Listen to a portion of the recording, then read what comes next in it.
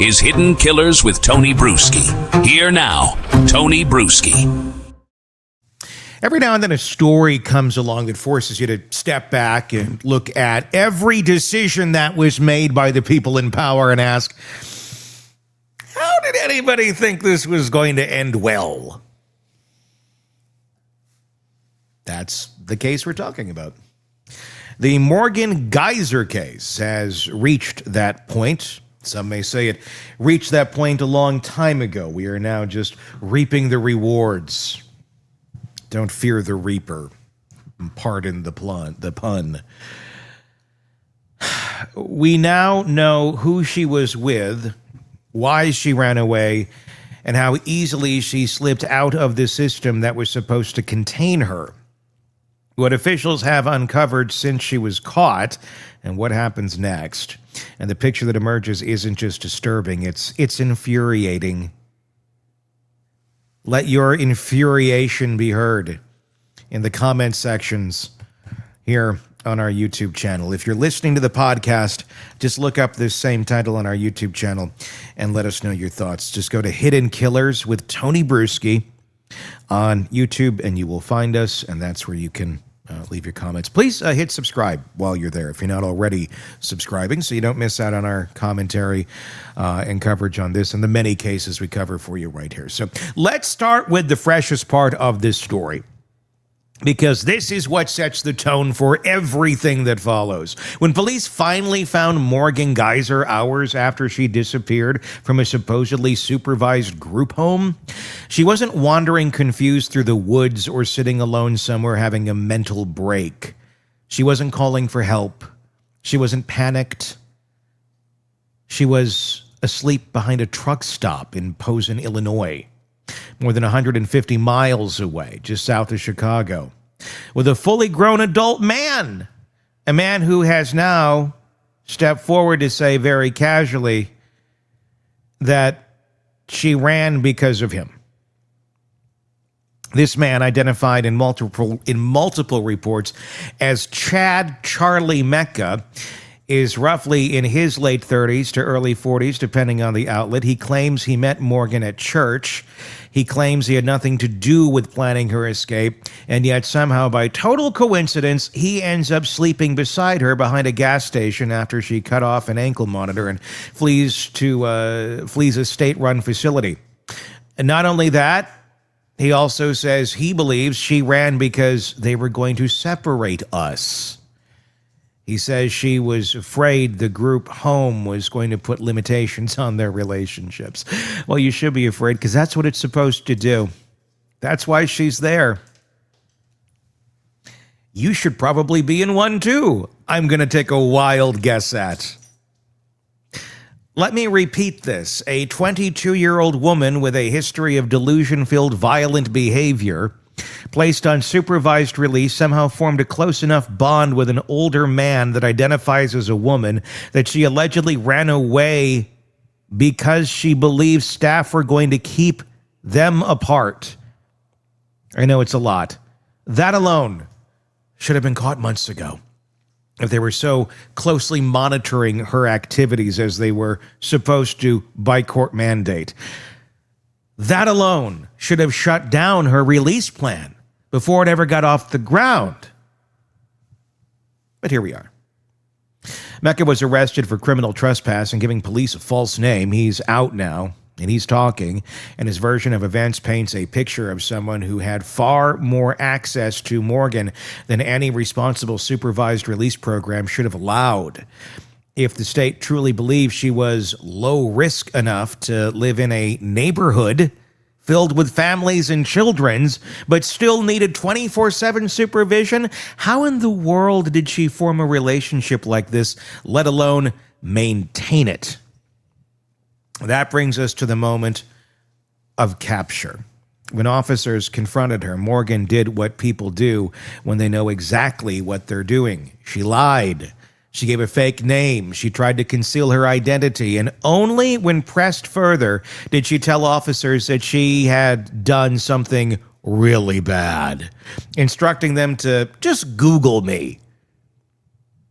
It's not the behavior of someone confused or disoriented. That's the behavior of someone who was fully aware she had fled custody, fully aware she was being sought, and fully aware that what she was doing was wrong.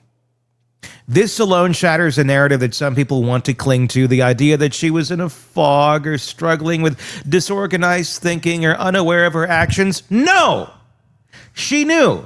She made deliberate choices, and an entire chain of events that allowed those choices to unfold is what we need to talk about now, because the escape itself didn't happen in a vacuum. It happened because the system built a runway for it.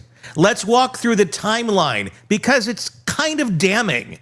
On Saturday night around 8:15 p.m., Morgan is last seen at the group home in Madison, Wisconsin, where she'd been placed under the state's conditional release program, the same neighborhood that didn't tell anybody that she's going to be their neighbor.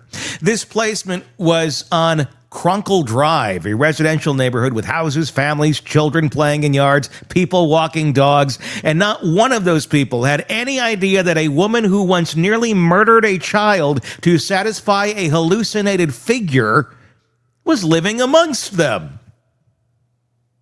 Why didn't they know? Because the court sealed the address. Not for the neighbor's safety, for the program's protection. The first home that was selected for her in Sun Prairie fell apart when residents found out who was about to move in. They understandably protested, so rather than reassess whether releasing her was a good idea, the system's solution was to choose a new location and make sure nobody found out. This is how you end up with a quiet street in Madison unknowingly housing someone who once stabbed a friend 19 times in the woods. This is how you wake up after the escape and say, "We had no idea anyone dangerous lived here. We didn't even know this was a group home." This is how you create a situation that feels ripped straight out of a horror movie.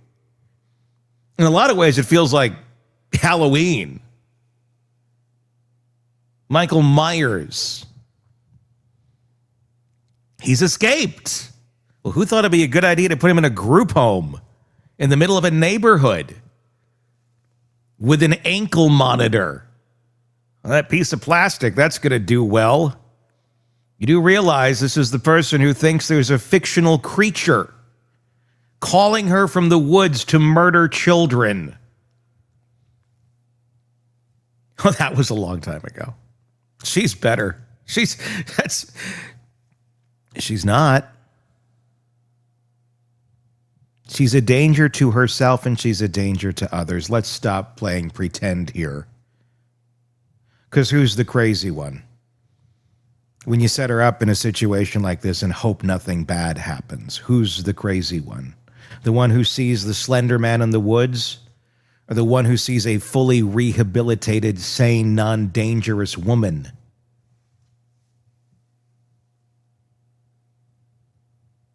In Morgan. But the real failure is what happened next. Around 9:30 p.m., Morgan cuts off her GPS monitor, the only physical mechanism keeping track of her movements. And the alert, well, you're going to think this is how, okay, boom, alarms are going off. It's like those ADT commercials and everybody's, oh my God, get to that road, get to that house. Michael Myers is escaping. Now, the Department of Corrections received a notification that the device was malfunctioning. I guess that's one way to say it was cut off. Not tampered with, not removed, not detached. Maybe they got the Kmart clearance ankle bracelets before they all shut down. We missed that update. They treat it like a technical issue, a glitch. Something to follow up on later. Well, almost 2 hours pass before the DOC calls the group home to ask if the device is actually malfunctioning. And let's pause there. That alone is unacceptable. When you're monitoring someone with this history, a tamper alert should not be treated like a dropped Wi-Fi signal. It should trigger immediate action. Instead, it's treated as routine, so routine, in fact, that it takes hours before anyone bothers to confirm whether she's actually physically present. By the time DOC finally calls the home, staff check her room, her bed, the house. Well, she's gone hours ago. She's fled the building, removed state equipment, and disappeared into the night. DOC then enters a warrant in around midnight. And you're thinking, okay, little couple delays here in the hours. This has got to get better, right?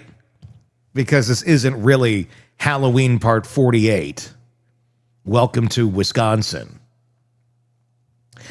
But crucially, they do not directly notify local police. Not the city police, not the sheriff's department, not anyone who could, actually start looking for her. Instead, the warrant quietly exists in a digital system while Morgan crosses a state line. Madison police, the people who would have been responsible for the search, do not learn she's missing until around 7:45 the next morning. Rise and shine, the boogeyman got out last night. When the group home calls 911 to report her disappearance is when they find out, at 7:45 the next morning. The police arrive around 8 a.m., begin their investigation. At that point, Morgan is already long gone. She's with Mecca. She's traveling across state lines. She's over 150 miles away, and she will not be seen again until Illinois police stumble across her by chance. Imagine being the victim's family finding out after the fact that the girl who nearly killed your daughter was not only living freely in a neighborhood, but that she escaped, traveled, and was missing for nearly a full day before anyone bothered to call the police. This isn't a failure. This is a collapse. So where are we now? What charges is Morgan facing? What comes next? Well, as of now, her conditional release is almost certainly going to be revoked. Although stranger things have happened, that process will probably be fast. Although stranger things have happened. The state's not going to argue that she should remain free after cutting off her monitor, lying to police, and fleeing across state lines.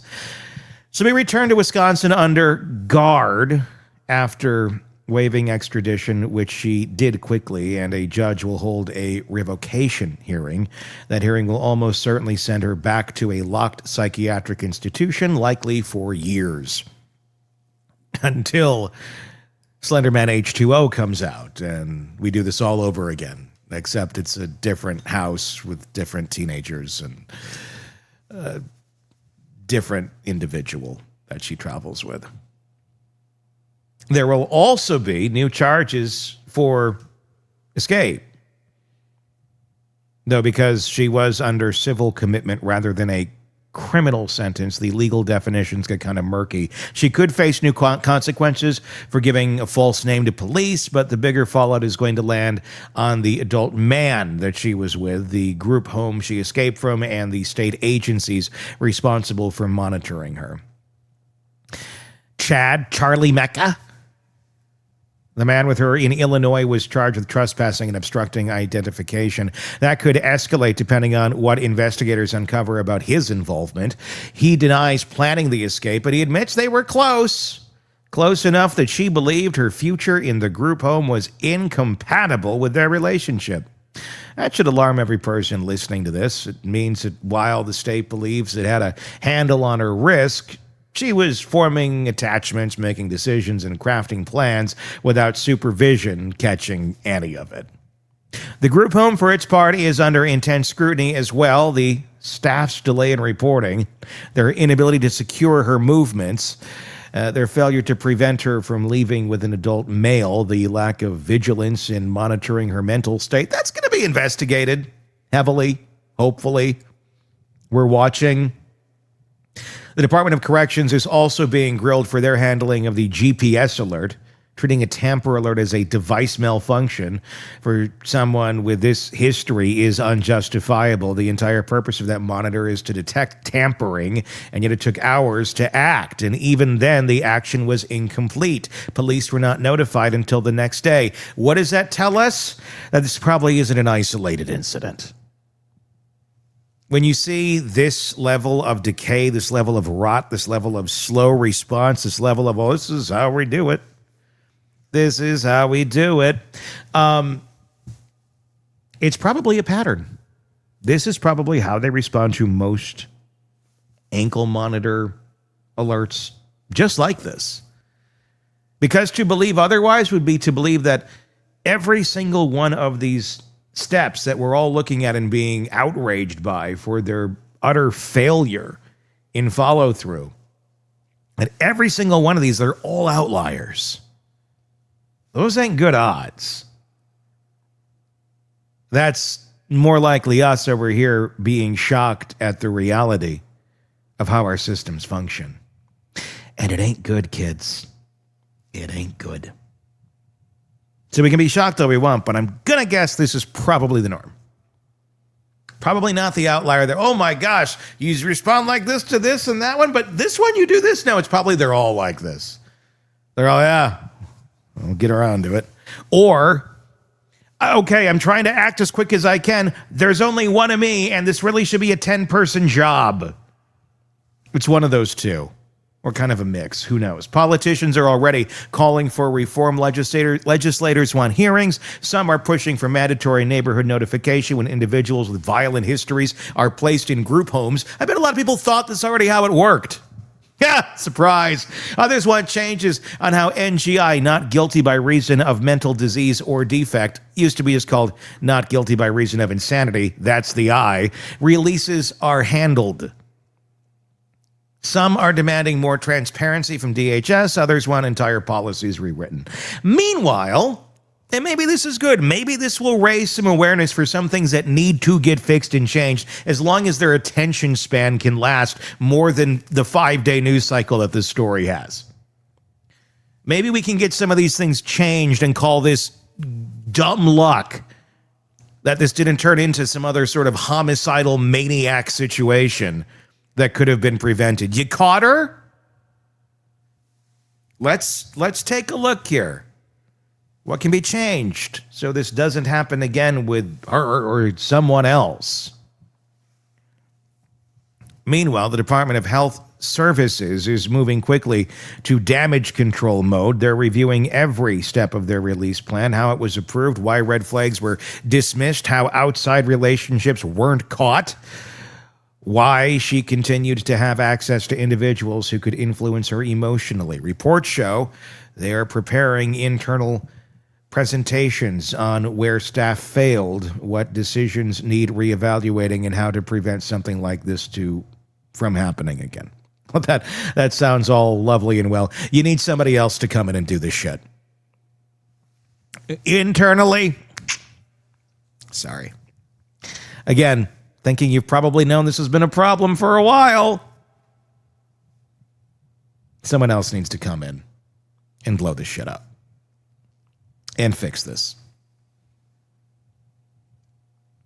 Because what has been going on is not working, has not been working, and you got damn lucky this time.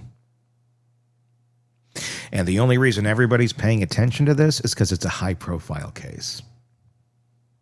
How many others are getting out just like this every day that nobody knows their names of and don't have a character attached to it that sounds like something out of a 1980s horror film?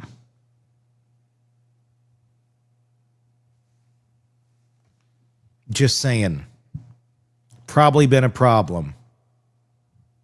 But at the center of all of this painful undeniability is the fact that the entire outcome was predictable. Predictable because the original crime was not something you treat lightly. Predictable because someone who committed delusion-fueled violence at 12 deserves the kind of long-term high-security management tailored for people with a history of extreme psychosis. With diagnosis like she has, it's not a punishment. It's a prevention from her hurting herself or others. It's insane to pretend otherwise. It's predictable because when staff reported red flags, violent drawings, strange relationships, troubling reading material, the court downgraded them as misunderstandings rather than indicators. The relationship that she was allegedly fostering with a murder memorabilia enthusiast. Went on for quite a while before that was picked up on. And then it was picked up on. They said, you got to stop this, but guess what? We're going to let you wear this piece of plastic around you. We're going to put you in a nice little Madison neighborhood here, okay? Okay, we're going to be good, right? Okay. We'll see you later. No trick-or-treating for you this year, but next year, I hear there's a great Slender Man costume. Oh, shit. We can't, oh. This wasn't an accident. It was a foreseeable consequence of decisions made by judges who wanted to believe she was rehabilitated, clinicians who believed her ability in a controlled facility would translate to stability in the real world, and bureaucrats who believe a GPS bracelet was an adequate substitute for secure walls. So what happens next? She returns to Wisconsin. She faces revocation. She lands back in a locked facility. There will be hearings. There will be new conditions. There will be public scrutiny. But the bigger story, the story we need to keep talking about, is how the system built this escape from the moment it chose hope over caution. Morgan Geyser didn't just walk out of a group home. She walked out of a decade of decisions made by people who convinced themselves they knew better than the history in front of them. And now every person involved, the judges, the agencies, the group home staff, will have to explain how they let it happen. Because this wasn't a mistake, it was a warning, and we should treat it as such. Give me your thoughts in the comment section on YouTube. If you're not already there, if you're listening to us on the podcast platforms, thank you. Please hit subscribe wherever that is. And please check us out on YouTube and hit subscribe there. We do greatly appreciate that. And especially your voice, your thoughts on this case. Just search the same title if you're not on YouTube, and you'll find it, and you can weigh in. And you can see the outrage on my face as I go through this insane story. Do better, Wisconsin. I'm Tony Bruschi. We will talk again real soon. Want more on this case and others? Then press subscribe now and don't miss a moment of true crime coverage from Tony Bruschi and the Hidden Killers podcast.